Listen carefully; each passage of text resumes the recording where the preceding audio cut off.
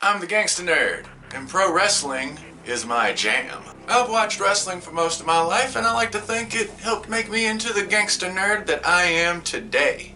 When I was a child, characters like Hulk Hogan and Sting made me want to be a good guy. Follow the rules, don't cheat to win, help your friends if you seen them getting jumped. See, to me, what makes a good story is the antagonist. When you take that concept and turn it on its head, all kinds of emotions get drawn out. And those hill promos, like, yeah, y'all got money, but I bet my dad could beat you up. That's literally what I thought when I was little. I'd be like, saying like, yeah, my dad would beat them up, definitely. As I got older and smartened up, I learned that the bad guy in the ring sometimes ain't the worst person there. Sometimes there are people so toxic, so unprofessional, so plain out bad, they ruin everything and give my beloved pro wrestling a very bad reputation. And then I thought, wouldn't it be wonderful if they just went away? Don't show up on TV. Don't show up at the house shows. Please don't show up at indie shows. Don't do shoot interviews or start a YouTube channel. Just go away. So with that in mind, I'm Walt, the most gangster nerd on YouTube, and here's 10 people that should just go away and stay away from wrestling. Number 10, Ian Rotten. This guy is a serious wart on the ass of professional wrestling. Look at that Mid-South packed house. And during a pandemic too. He is owner and promoter of IWA Mid-South, an extremely violent, incredibly brutal, and unbelievably stupid hardcore deathmatch wrestling promotion. This man has done things I would not be able to sleep at night knowing I did. So let's start with a bang. Man contracted hepatitis C at some point in his career, and that's really bad when you consider this guy bleeds a lot. His matches are blood-soaked abominations. Usually wrestlers bleed all over each other, and on one occasion, on the fans. This got Ian banned from Kentucky. Now, along with his appreciation of bodily fluids, he also happens to be a horrible businessman. His reputation for screwing talent and not paying them is almost unrivaled. Almost. He will cancel shows and not give refunds, which is just bad. And one of his worst deeds, he thought it would be a great idea to pay a recovering pain pill addict in pain pills. He passed away because of it. Number 9, New Jack. Alright, I actually love New Jack, for real. His interviews on Vlad TV and kayfabe commentary are gold. That being said, no wrestler makes me cringe harder than New Jack. We've all heard of someone who just did not care. Well, that's New Jack. He stabbed Hunter Lane 9 times in the ring. Delivered a prison beating to Gypsy Joe, also around the ring. He severed Mash Transit's arteries in his forehead in the ring. He threw Vic Grimes off a 40-foot scaffold near the ring. Now, to be fair, in each one of these examples, the opponent or victim did do something to offend New Jack. Vic Grimes almost inadvertently killed New Jack. Now, I totally understand sending a receipt. It's part of the wrestling business. Hunter Lane was being stiff. Gypsy Joe won't plan along with New Jack's offense, but holy cow, what went on in each is an example of overkill. Number 8, Teddy Hart. Teddy Hart definitely started under pressure. Being the nephew of Bret and Owen Hart and the next generation of the iconic Hart wrestling family, and sometimes being under pressure can have a negative effect. It's the only way I can figure working a cat into wrestling. Well, we'll put that one aside. You got what's commonly referred to as the Ring of Honor Scramble Cage incident, another at the 2003 Super X Cup, where in matches he sells a leg injury masterfully, only to ruin it after the match by doing a bunch of backflips. In addition, his constant scuffles with the law, connection to seedy and criminal ventures, and the fact that he just doesn't seem to want to, maybe everybody'd be better off if he just went away. Number 7, Austin Aries. He's a great wrestler with a crap attitude. He's like a preventable case of Shawn Michaels. Number 6, Greg Gagne. The son of wrestling god Vern Gagne, Greg in his interviews seems bitter. Eric Bischoff once stated on 83 Weeks that Greg thought he should have inherited the AWA from his father and be the boss of a wrestling territory. Unfortunately, Vince McMahon killed that off, but he does seem that way. Greg Gagne will go on to a shoot interview and bury anybody, and that's sad considering he worked for WWE and WCW after AWA closed up. Greg seems to have a difficult relationship with the truth, as he's told some whoppers. He claimed on multiple occasions that he came up with the NWO. This is nonsense. Eric Bischoff stole the idea from the UWF invasion of New Japan.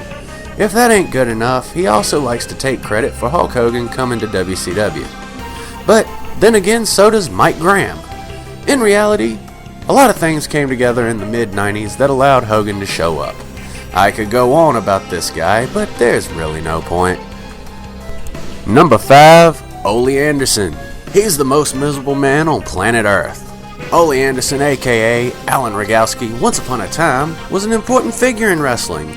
He was one of the owners of Georgia Championship Wrestling and a booker for Mid-Atlantic, and wrestled everywhere during the territory days. I bet it comes as a surprise he screwed himself out of all of it. After he tried to screw wrestling legend Jim Barnett out of his shares of Georgia, Jim Barnett would in return work with Vince McMahon and shut Georgia and Ollie down. Good job, jackass. He, like others on this list, seems to have an inflated sense of self-importance. Simply read his biography. The long and short of it, I was great and everybody else sucked. Which begs the question, why didn't he ever have an NWA world title run? It's well known he's abrasive and angry. He likes to try to bully people, one time slapping Ric Flair for no reason in front of people. He got his though. He tried that same nonsense with Danny Hyde, Blackjack Mulligan, and Lanny Poffo at different times, and unfortunately, all 3 of those times he got embarrassed. The man in general leaves a lot to be desired. Fun fact, Ollie Anderson fathered several illegitimate children throughout his career and didn't do anything for any of them. What a guy. Number 4, Brock Lesnar. I really don't get Vince's perpetual hard-on for this guy. Granted, the man does look like money, and respectfully, he is a legitimate NCAA heavyweight wrestling champion and former UFC heavyweight champion as well. And good for him. That being said, he doesn't have to comply with the WWE wellness policy. He's allowed to have outside sponsorships. He has a sweetheart deal, as he basically works part-time, but is one of the highest paid wrestlers out there. You would think with all this, he would be pumped about wrestling. Nope. He seems to try and stay as far away as possible. Now I understand wrestlers are people too, and sometimes we all want to be left alone.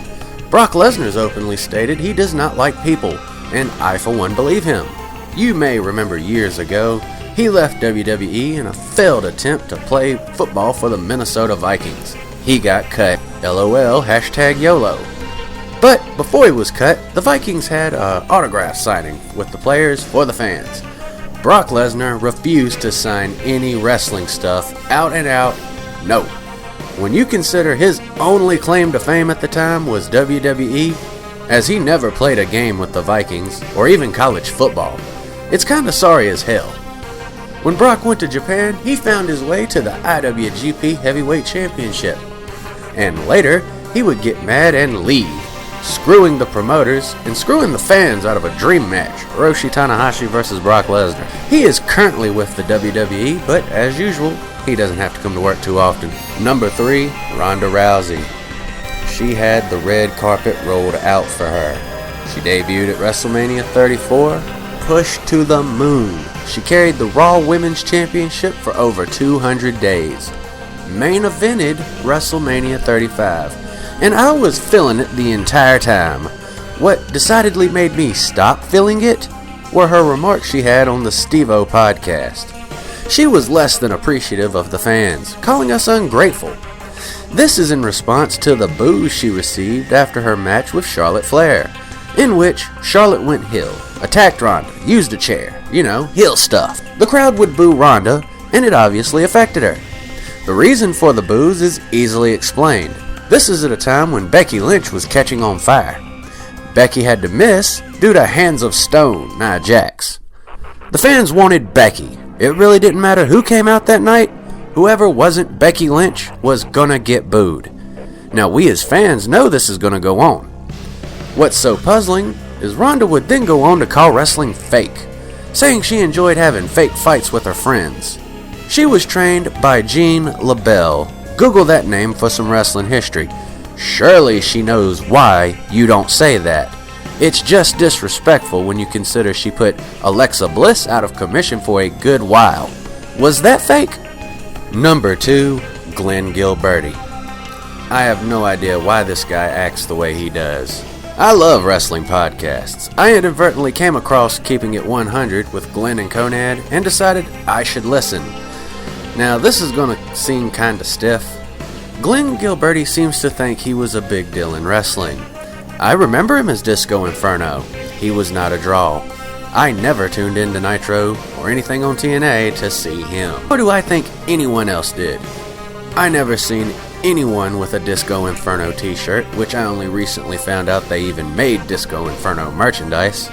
That being said, Glenn seems to want to speak as an authority. He constantly degrades AEW and WWE, talking about the mistakes they make in booking, which begs the question, how the hell would you know? When he was in creative at WCW with Vince Russo, don't worry, we'll get to him, he came up with the idea of Bill Ding, the evil architect, and an invasion angle involving Martians. Yes, really. His almost disrespectful attitude towards the few fans he has is beyond pathetic. Being dismissive and arrogant, for example, he appeared on It's His A. Hello. Hope I did that right. Now this dude is obviously a fan of Glenn and Conan. Glenn, at the absolute very least, could have been cool, but nope. If wrestling fans are this hard for you to deal with, you might want to just go away. Also, check out the Keeping It 100 podcast where Don Callis destroys him on his own show. It's great. Number 1, Vince Russo. You had to have known this was an inevitability. It's dishonest to blame him as the sole individual responsible for the death of WCW, so I won't be doing that. Even if he did book more pole gimmick matches than was either necessary or intelligent. I remember watching Nitro and not having a clue week to week what was going on. The New Blood versus anyone over 40, and Juventud as the Juice, a really bad rock impersonation. They were both awful. Before this though, he was at WWE, where even though the Attitude Era was awesome, there were some duds. For example, the Gang Wars era, and Beaver Cleavage. And oh, we're not done, because he was able to make his way to TNA, and oh god, the lunacy. Be it a reverse battle royal, Black Rain, or an electric cage match, it's so stupid. I heard about each of these things when they happened, and had no interest in watching TNA.